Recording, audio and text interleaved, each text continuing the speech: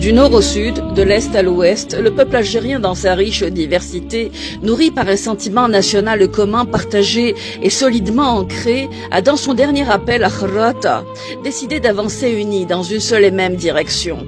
Face à de machiavéliques tentatives de division destinées à torpiller le mouvement du 22 février et à mettre en échec ses revendications, le Harak a su contourner de dangereuses intrusions. Notre diversité, source de richesse, a transformé le torrent populaire au mailles étroitement serré en une force créatrice. Ces slogans, par la teneur de leur pacifisme, ont eu raison de la perfidie.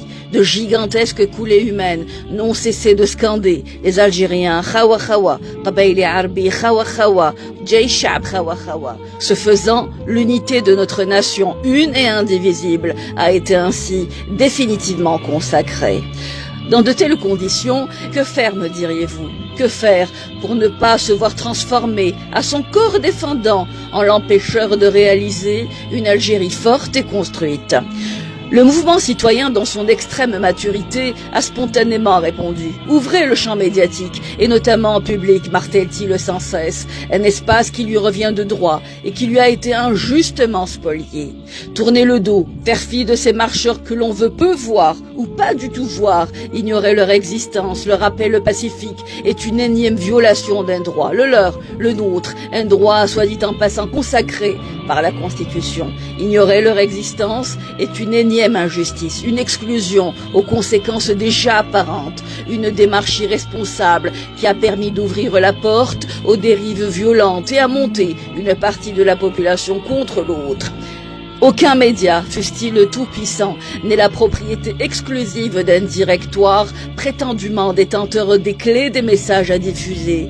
Les médias publics, dont la mission consiste à informer, cultiver, distraire, appartiennent aux citoyens par le biais de l'État. Et c'est encore une fois par ce biais que les revendications doivent transiter en toute fluidité et sérénité. Les maîtres d'œuvre de ce désastre, ceux-là même qui donnent la parole aux prêcheurs de la division et du racisme, ne doivent plus y avoir droit de citer. Ceux-là même qui, n'ayant d'autres repères que leur cupide intérêt, ces courtisans qui espèrent grandir en rampant, creusent le fossé et entretiennent la crise.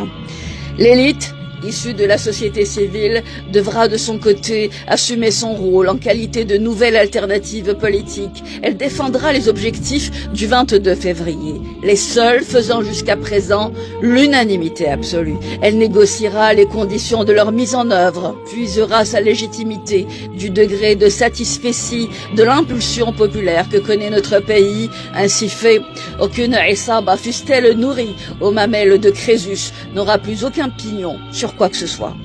Pour le reste, aux sceptiques, nous rappelons le propos de cet homme politique algérien qui disait « Patriotisme ne rime plus avec soumission au régime, mais avec changement. » L'histoire retiendra qu'en Algérie, des citoyens ont, par la force de leurs convictions, engagé un assainissement profond des structures névralgiques de leur pays et réussi, par la force de leur pacifisme absolu, à faire barrage à un chaos programmé.